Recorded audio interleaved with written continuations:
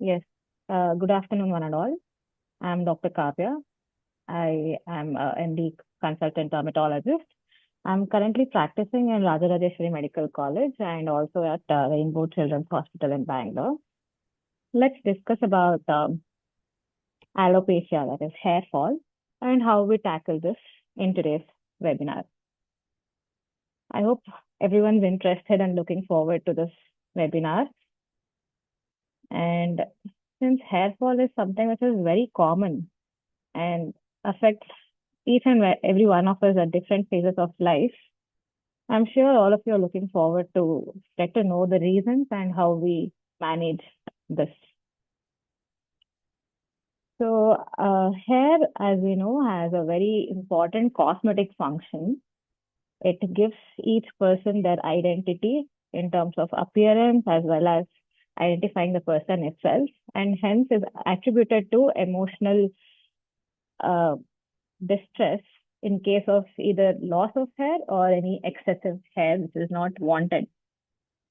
So loss of hair is what we call alopecia, and it can present as pattern hair loss, androgenetic alopecia being the most common type. We can treat this condition both medically and surgically. Of course, medical management is something which is slow and is often temporary. So we often end up doing surgical treatment. Coming to the definition of alopecia, it is the absence or loss of hair in an area where it is expected to be there. This can be either localized, as we see in the second image, or it can be diffuse involving the entire scalp. It can affect both sexes. It has multiple etiologies, and we'll discuss about each of the positive factors and the triggering factors in the coming slides. It can be most commonly classified into either a scarring type of hair loss or alopecia or a non-scarring, that is non-cicatricial alopecia. When a patient walks in with complaints of hair fall, you have to take the entire history in terms of their medical condition, their other drug intake, stress, surgery, hospital admission, as well as do physical examination of the scalp of the entire body to rule out any other skin conditions. There are multiple skin conditions which are associated with hair fall.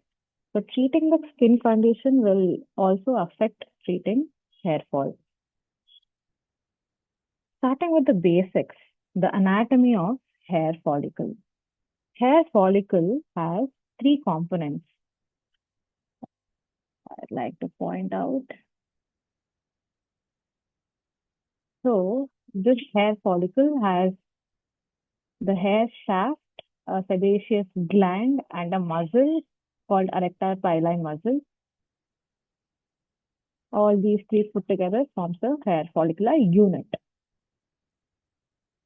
The most common type of alopecia, like I told, is non-scarring alopecia. This is what most of you see and most of us complain of. In this non-scarring alopecia, the most common again is androgenetic alopecia or hereditary alopecia. Apart from this, there are other common phases, including telogen effluvium, alopecia areata or patchy hair loss, postpartum, post-pregnancy hair fall. In newborns, we see hair fall. Certain drugs itself can lead to hair fall. Other skin infections, bacterial, fungal, viral infections like senia, all of these can also lead to hair fall. Trichotillomania, that is the hair pulling disorder, and tractional alopecia. We'll discuss each of these in the coming slides. So alopecia areata is an autoimmune condition and it can also be associated with other autoimmune conditions in the body, like Hashimoto's thyroiditis, Addison's disease, pernicious anemia, all of these.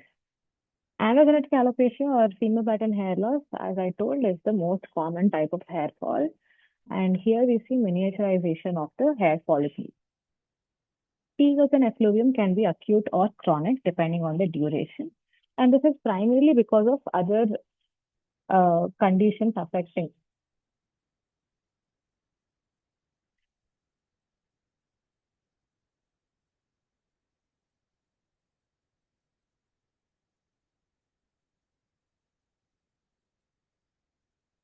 Now, coming to the types of hair at different phases of life. So, we see something called lanugo hair. This is present before birth. This is a simple hair which is translucent and it falls off before birth. Moving on, at birth, we see vellus hair, and in the infants, we see a vellus hair. Beyond 1 year, we start seeing change in the hair structure and thickness and color.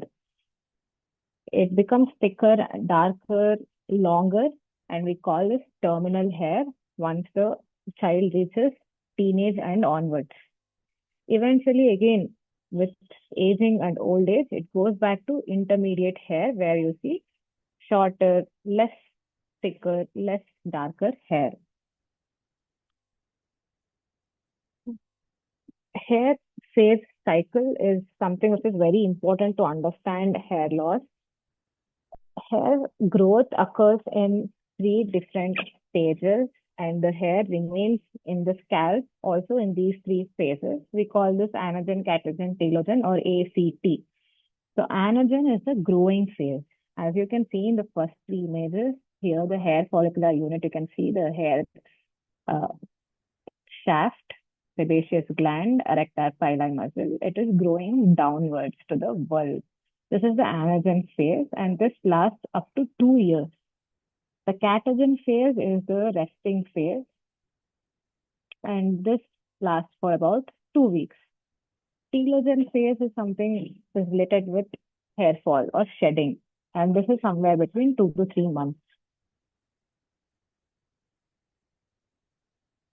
Now, coming to the hormonal aspects in hair, as we can see here, there are multiple hormones involved affecting the hair growth. Most commonly, we see androgen being the affector. So, androgen is the reason for the thickness of the hair shaft and the growth of the hair shaft.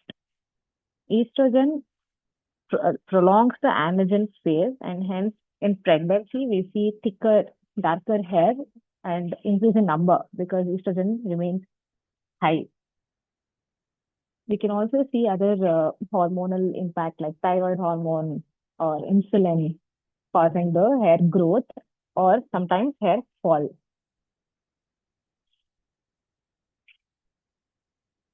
So we should also understand the time duration needed for the growth of hair in different body parts. Scalp hair takes about, it grows in about 0.5 mm rate per day. This is very important because once you start treating a patient and the patient expects results, you cannot expect results immediately in a week, in a month. It takes time, up to about 2 months to 3 months to see results because the growth is so slow.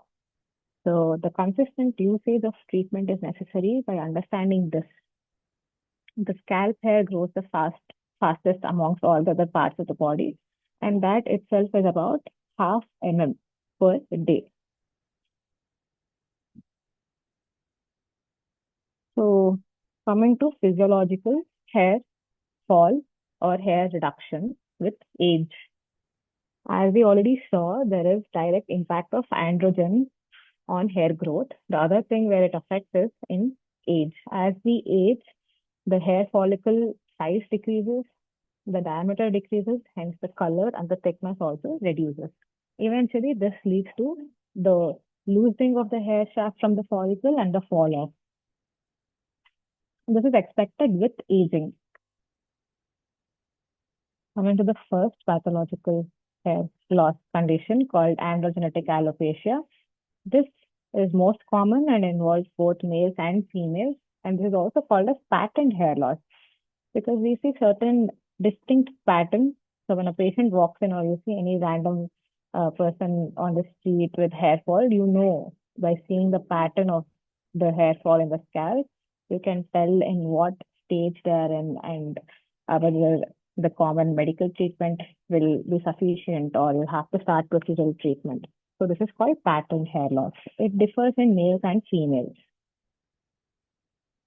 The causes for male pattern hair loss is primarily genetics and most commonly it is a hereditary factor. So we always check if there is any family history of baldness, especially maternal side, maternal uncles, siblings, we check for this. Apart from this, hormonal effects in the body of the individual can also have a role. The other thing is stress, both physical, mental, and oxidative stress at the local area matters. So this is why I tell you that history taking is very important. You have to check the family history, topical application, any oral medication intake, all of which can affect your hormonal status as well. In androgenetic alopecia, androgen is the most important hormone. Androgen is converted, testosterone is converted to DHT, dihydrotestosterone, by using an enzyme called 5-alpha reductase. This 5-alpha reductase can bind to the hair follicle receptor and lead to miniaturization of the hair shaft. So that thick, long, dark hair, because of increased receptor activity, becomes thinner and shorter and less pigmented. Finally, it becomes loose and falls off. This is how it goes in AGA. In women, also the most common reason would be hereditary. Apart from that, there are other reasons like drug-induced hair loss, tears and effluvium during pregnancy, late stages, and postpartum. Early androgenetic alopecia is pretty much the same as what I explained at this point. Alopecia areata is patchy hair fall. Other conditions in developing countries, which is commonly seen is deficiency of nutritional causes like iron deficiency, starvation leading to chronic nutritional deficiency, malabsorption. Another most important hormonal condition is your thyroid disorders. Both hypo and hyperthyroidism leads to hair fall. So as I told, depending on the pattern of hair fall, we have a classification to tell us the grading. So we have 8 grades that we commonly see and diagnose the patient's severity at presentation. This is important to document before treatment onset, post-treatment onset, and if the patient stops treatment without completion, it can reverse back to the same stage or continue to progress and lead to a further stage in the hair fall category. Female pattern hair fall is slightly different than the male pattern. In male pattern, as we can see, it primarily affects the frontal and the parietal areas and it goes backwards. And occipital, the entire part of the occipital is not involved. It goes backwards from frontal, parietal, and the vertex area.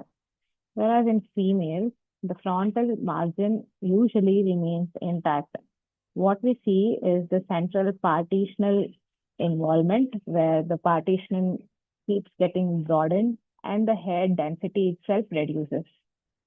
But most of the time, the frontal margin remains intact. But some females can also have a male pattern hair fall. So this is how we see where the central partition keeps getting widened and the hair density itself in the surrounding area reduces. So with this again, we have 4 classes for the severity, grade 1, 2, 3, and 4. The next common hair fall condition is pigmentosa. This is something which is not hereditary and it is not something which persists throughout your life. It is on treatment, it can be corrected and has a shorter duration. And this commonly occurs because of other stressors affecting the individual. It can be your physical stress, mental stress, anything in the last 3 to 6 months durational time frame primarily. So when you talk about physical stress, the most common thing that you have to check is if there's any hospital admission history in the last 3 to 6 months. can be because of any fever like malaria, TB, or any other surgeries can lead to the physical stress. Mental stress in terms of family stress, work stress also has to be addressed. Moving on to alopecia areata. In alopecia areata, patient complains of localized patchy hair fall and not diffuse hair fall as we see in telogen effluvium or androgenetic alopecia. Here, the patient can come with hair fall either in the scalp or in the beard or in the eyebrows, the mustache area, anywhere. It is only patchy, and most often it is not even noticed by the patient because there is no symptoms associated. It is usually the friends, relatives, or the barber when they go for a haircut notices that there is loss of hair and they let the patient know. So most often, uh, it can be localized involving a shorter area. Sometimes it can involve the entire beard or the entire scalp. That is also a possibility. All of these are necessary to assess the prognosis. The treatment here is very different from your diffuse hair fall because the etiology here is different. This is not related to your hormones or your hereditary conditions. This is an autoimmune condition which is inherent to the patient. So, treating and explaining the inherent autoimmunity in the patient is important. This is also, and you have an autoimmunity, as we already know, it can involve other organs as well. So, we will have to assess for other conditions like thyroid, vitiligo, uh, other conditions like your type 1 diabetes. All of these tests also have to be done to diagnose them. Now, like I told, the size of the lesion, the number of lesions, all of these matters in terms of prognosis of the condition. Again, when it involves the entire scalp or the other parts along with scalp, like eyebrows or beard, all of that also matters. And if there's any family history of similar autoimmunity, again, the prognosis can be bad. Age of onset is also important. If we have lesions starting earlier in the age, like in infancy or in childhood, there can be recurrences throughout, and it can get worse in terms of involving other organs. So this is something which is important. So here, the treatment is different from the other two conditions I discussed. Here, we try to reduce the immunity by giving topical steroids or other immunosuppressants. It can be either creams or injections, sometimes even laser. Uh, Another condition which is commonly seen is called as trichotillomania. Here we see pulling out of the hair by the patient. As you can see in the image, it can involve the scalp, the eyebrows, the eyelashes, beard, or any other hair involving part of the body. Here the patient themselves, knowingly or unknowingly, consciously or unconsciously, they pull it out. And then that leads to irregular hair growth and irregular loss of hair, leading to patchy hair loss. So again, cosmetic uh, importance is there. Also, psychologically, the patient has to be counseled, and the awareness if they're unaware and they're doing it unconsciously, that also has to be noted in treating this condition. Moving on, I'll just name some of the other conditions which we'll not be discussing today. Other conditions which can lead to hair fall are hair shaft disorders, your autoimmune conditions like DLE, infections like tinea capitis, and some physical conditions like tractional alopecia. This is an image of tractional alopecia. Here, what happens is, due to increased force and stress on the hair due to traction leads to hair fall in that particular area. And this is most often a scarring type of alopecia because the entire follicle gets destroyed. So this is something which cannot be reversed unless you stop doing this at this point and stop the continuity of the disease itself. So coming to management, how do we diagnose these hair fall conditions, know the severity, know the prognosis? So we have something called as a wood slam. This helps in identifying infections in the scalp. This is available in institutions like medical colleges, and it is important in your hair investigations without doing any interventions like biopsy. Another uh, thing that is available at the moment is trichoscopy. In trichoscopy, this is second image, you can put light and magnify the area of hair fall or hair loss. That can show us the lesions in the scalp, presence of scaling, the type of hair fall, the thickness of hair remaining, the growth irregularity, and we can come to a conclusion of the type of hair fall. Physically, when the patient is present, there's another test that we would like to perform called hair pull test. With this, when you pull about 40 to 50 hair strands in between your thumb and index finger, if there is more than 10% hair loss, this seems to be a positive hair pull test. Scalp biopsy is done very rarely, and it is mainly done in cases of scarring or cicatricial alopecia, and very rarely in undiagnosed cases of non-scarring or non-cicatricial alopecia. Coming to treatment, as I've already mentioned, topically there are multiple agents available. Uh, as you can see here, most commonly given hair serums are used in, yes, you can see. So hair serums most commonly involving minoxidil alone in different concentrations, 2%, 5%, or along with finasteride is commonly used. There are non-minoxidil hair serums also to begin with. Apart from medical management, we do have procedural management, as I've told in the beginning. For majority of the patients, we tend to do a combination of both medical and procedural management. So here you can see this is a derma roller. This can be used alone or with application of the hair serum and using the derma roller. This is PRP or platelet-rich plasma. This procedure is done in the clinic by your doctor.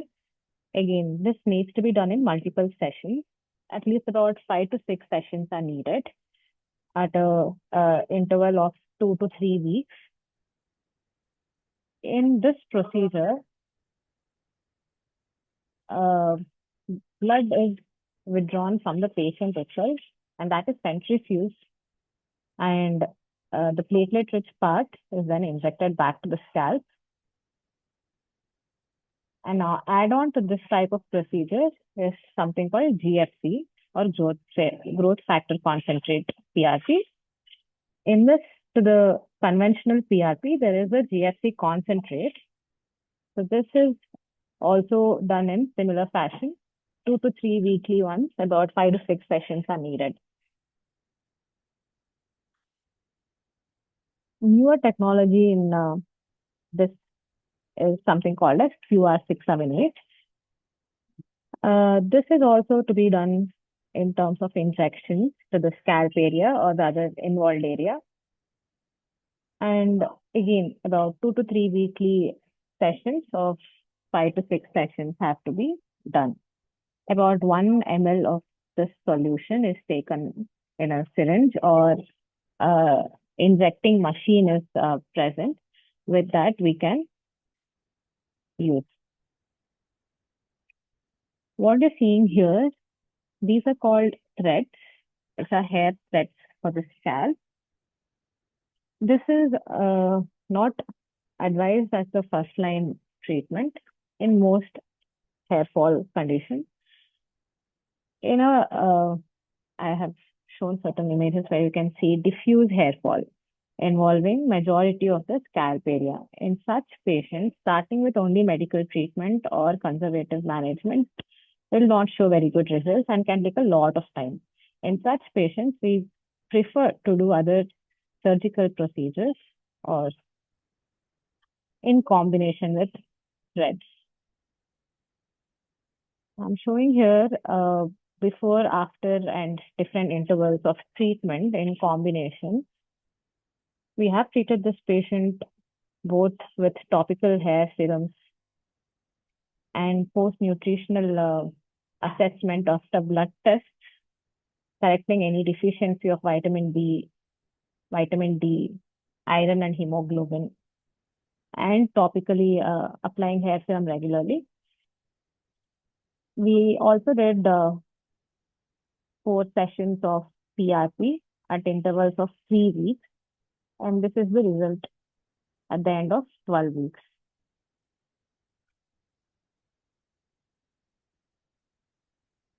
Moving on, treating with hair camouflage.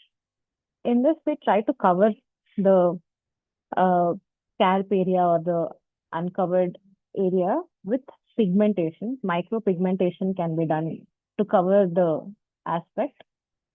This is not done generally, but people who are not seeing results with any of the conventional treatment and they want it immediately for a shorter duration, they can go with this sort of treatment. You must have also seen hair wigs. These are also available for both males and females, and they can be customized to the size of requirement for the scalp. And that is also available for temporary usage or for keep on up to 1 year duration. The last resort, or what people call it as, hair transplantation. This is, summarized image, making it very simple here. So as you can see, when none of the other treatment options work or when the severity is more, we start the grading scale, then we prefer to do something called hair transplantation. There are multiple varieties available. In this, what you're seeing is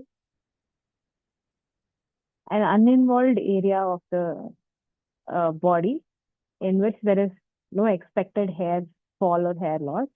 That area can be used as a donor area, and hair follicles are extracted from that area, and then punches are made in the required area, and this has to be put back in that recipient area. Also, this standalone does not work, and usually we have to combine this also with topical and PRPs, regular PRPs and GFPs to keep it going. Again, the results depend on the number of hair follicles harvested and implanted, and it depends on the severity.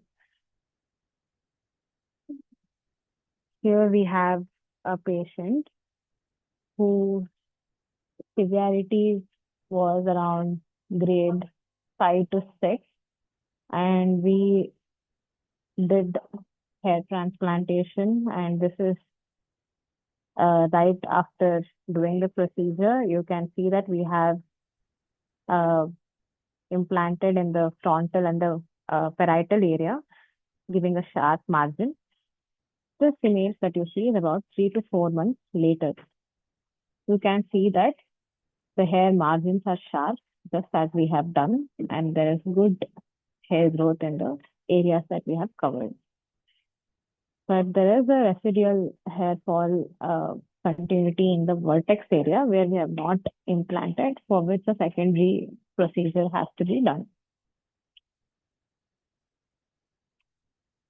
Here I show certain images and videos of treatments being done in our clinic. This is an LED light chamber in terms of the helmet that stimulates the hair growth given about half an hour prior to the procedure.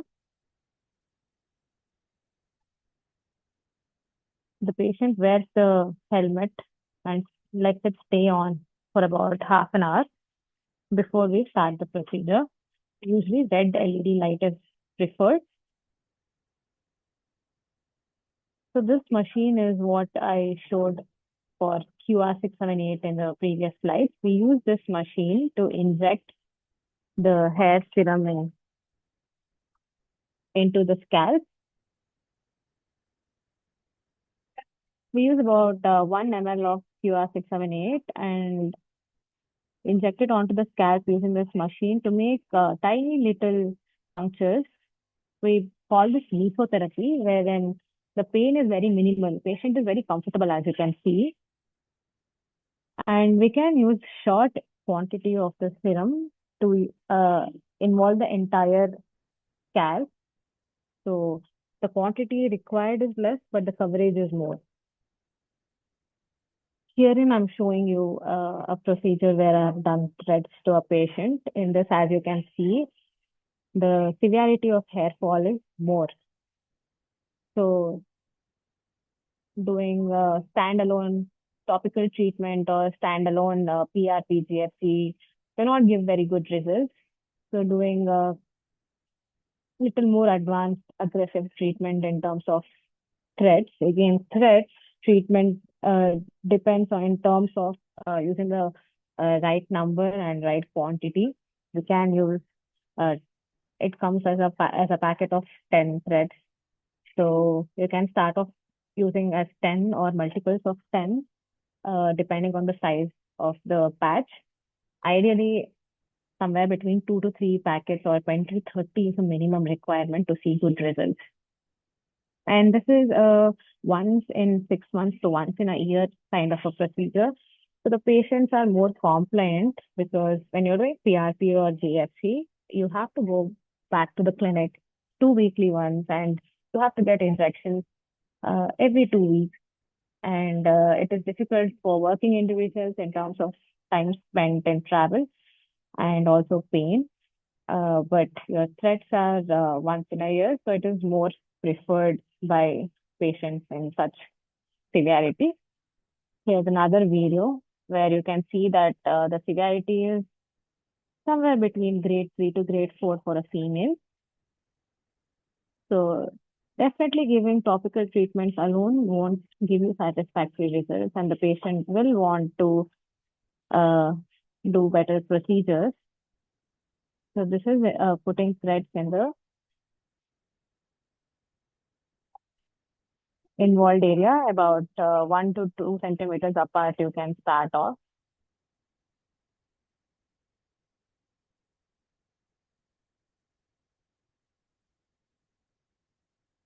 You can see the Christmas tree, inverted Christmas tree pattern in the partitional area in the scalp.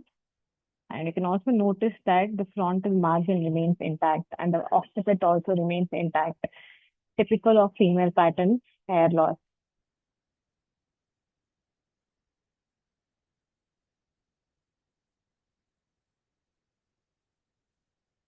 So these are my references.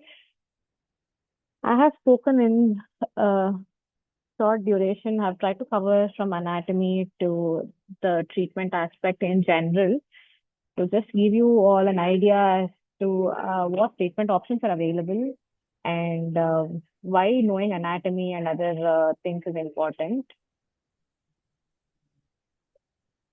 Okay. Yeah, So thank you, ma'am, knowing for the this, wonderful session. yes. And there are some questions in the chat box. There is a question from Vaishnavi. What role do genetics play in hair fall? So as I've told already, in conditions like androgenetic alopecia, having family history of baldness is a direct impact that you will see in the patient. There are higher chances that the patient can see hair fall from their 20s onwards in patterned hair loss. Even in alopecia areata, if there is history of autoimmunity in uh, patients' relatives, first degree relatives like parents or siblings, there are higher chances of seeing the same condition in the subject as well. And there's a So question that from is, Ali, ma'am. yes. How do stress and lifestyle factors contribute to hair loss? Uh, so as I told, both for androgenetic alopecia and telogen effluvium, stress plays an important role. Uh, we classify it as both mental stress and physical stress. Now, physical stress in terms of bodily infections leading to hospital admission like malaria, typhoid, all of these have an impact. Uh, any surgery, any accident in the last 3 to 6 months have a direct impact. Other mental stress in terms of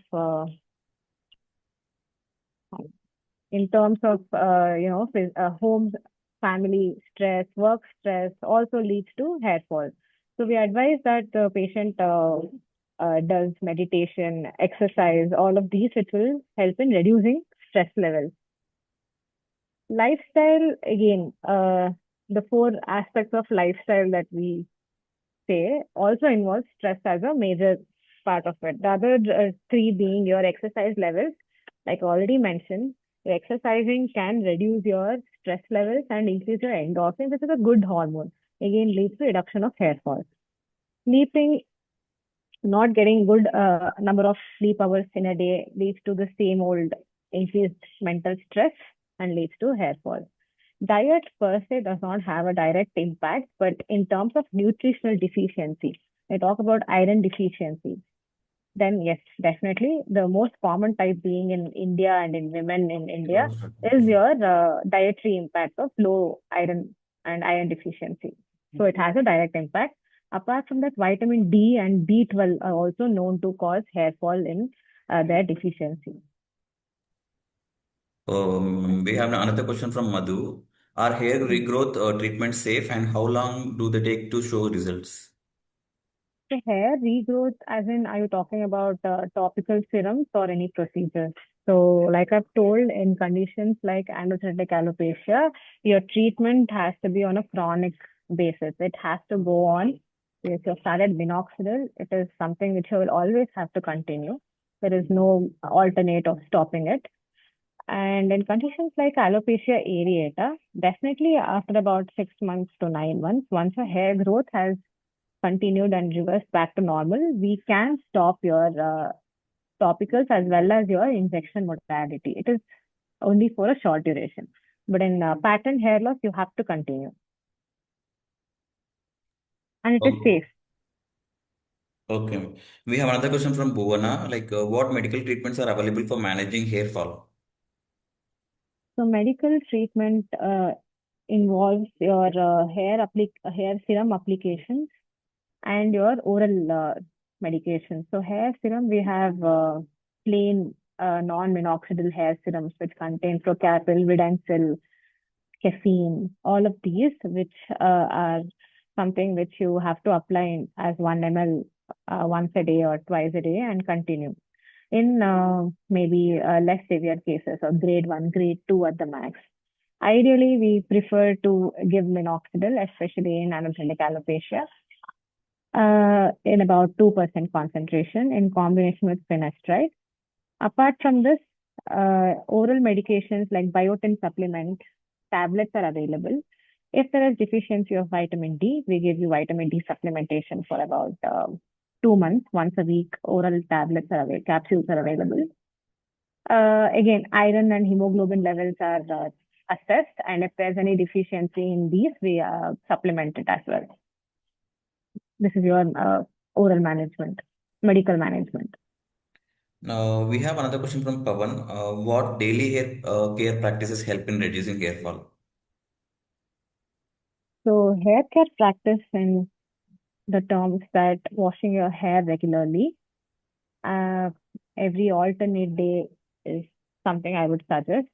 But if you are someone who sweats a lot, who goes to the gym regularly, and there is accumulation of dust because you're traveling on two-wheeler or bike, and such cases, I would recommend that you wash every day using a gentle hair cleanser. And in case you have dandruff, using medicated anti-dandruff shampoo twice a week, at least for about 2 months, is definitely necessary because your hair hygiene in the scalp is the primary requirement for your hair growth to happen, your hair serums to penetrate. So unless that is not corrected, that itself can lead to hair fall and reduced hair growth. And we have one last question from Spurti. Like, what hair care essentials can we use in our daily life, like shampoos or serums, for better hair growth and controlling hair fall? So, see, if you don't have dandruff or any other conditions, I would just suggest using a gentle cleanser if necessary. But then again, meeting a dermatologist and seeing your hair type and requirement is better. And then we can exactly tell you if you have dandruff, we will add on a anti-dandruff shampoo. Even in anti-dandruff, we have multiple ingredients in different shampoos. So seeing your necessity, we will have to decide on that. Apart from that, I would not suggest the necessity of hair oiling unless it is something religious belief and you really have to, then you can apply hair oil for about 30 minutes prior to hair wash. That is more than sufficient. So using a gentle cleanser regularly in case you don't have dandruff, or using a medicated anti-dandruff shampoo in case you have dandruff, and using a hair conditioner for your hair strands alone is more than sufficient. Hair serum is not for everyone, only in correcting hair fall. It is not just like that you apply. Okay. Thank you so much, ma'am. That's all we have in the chat box. And firstly, I would like to thank you so much for your valuable time giving for us, and what like it is the most important topic for in our daily life. So thank you so much for your time and for your insightful session. So before I close this session, I just wanted to take 2 minutes of time and explain how Medworld Expo can help them in upcoming webinars or any kind of other professional development. So I'll be sharing my screen. I hope my screen is visible.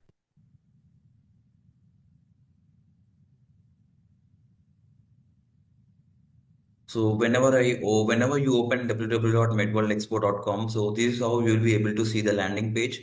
So if you go little down, you can see our success stories, as we have more than 7,000 plus manufacturers, more than 12,000 plus distributors, and we have 14,000 plus healthcare service providers, like such as doctors or healthcare organizations, and n number of healthcare professionals are there in the platform. And we have more than 2 lakhs product listed over here. You will be able to browse different kind of medical equipment directly to Medworld Expo. And if you're really interested to buy, or like if you are starting any hospital, if you want any kind of equipment, like complete hospital equipments, maybe you can find a right manufacturer or a right distributor through Medworld Expo, and you can start your organization whichever you're planning to. And like, we have most of the people in the webinar, like medical professionals, like doctors, practicing doctors, medical students. So in that perspective, let me show what Medworld can help you through like in our platform. So if you can see, there is an option called events. So the way you have attended the webinar today, so in such a way, we will be hosting different kind of webinars, alternative days or day by like every day. So it depends on the speakers as well. So we have wide range of topics available and good speakers in the market. So you can directly open medworldexpo.com, register, and you can register to the upcoming webinars as well. You will be triggered with an email with a date and Zoom link as well. So I hope if anybody have not yet registered, please do visit medworldexpo.com and go for webinars section, and you can register. If you are really interested for the particular topic, you can directly register and you'll be getting an email directly to your inbox. And next we have CME programs, which we haven't started it, but soon we are coming with up this kind of CME programs also. You will be able to participate, and this is a credit based program. This will be helping for you once you are a proper for healthcare professional. So this will help you to redeem your medical licensure and these kind of things. And we have knowledge session over here. So this will help you to get a good proper networking and stay updated with all the latest technologies. If you can see news and insights, being in healthcare, as a healthcare professional, you must be updated with all the latest technologies and latest news which is going in the medical and healthcare sector, right? So you will be able to find all the information day to day with fresh updates in news and insights.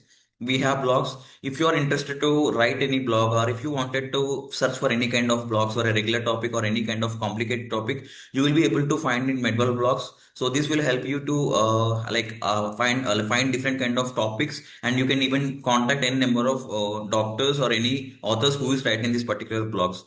And we have medical community program where you can directly start a community, or you can join different kind of communities. So let me give an example. If you wanted to find a cardiology people, cardiology doctors, cardiology professionals, so you can directly join a particular cardiology session community. So you can directly talk to the top most doctors in the particular community, and you can gain good knowledge. Or if you wanted to create your own community regarding to the dental or hair or any kind of community, you are already like you can have an access to create your own community and get the audience in the one place, and you can have a very good in fact like informative discussion in the particular chats. And we have journals and magazines where you can directly find n number of healthcare and medical magazines or journals, which will help you to give your citations in any kind of research papers that you are writing, or any articles or journals. So this is kind of a resource for you, which we are giving it for completely free of cost. I hope maximum people who is looking to like make any kind of research paper or articles, maybe Medworld Expo can help you to get good number of resources for any kind of healthcare topics. And last, we have job platform. So if you see in market, we have so many kind of job platforms, but it is like there is no proper special category for healthcare category job market in one place. So Medwell Expo bought this plan to help all the medical professionals to find the right job for a right person. So in Medwell Expo, this is specialized for healthcare. So any employer or employee who is looking for a job or who is ready to post any kind of job, you can directly post it here, and you will be able to get a very good like healthcare professional resumes to you, and you can like hire good number of people within the healthcare.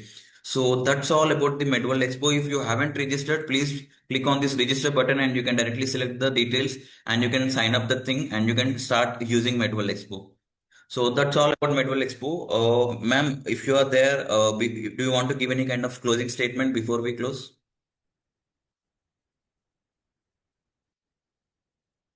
Thank you so much everyone for being like patient from last 40 minutes. Thank you so much for joining us today. I hope please join in upcoming webinars also if you're interested. If you haven't registered, please do register in medworldexpo.com webinars page. Thank you so much. Have a very good day everyone.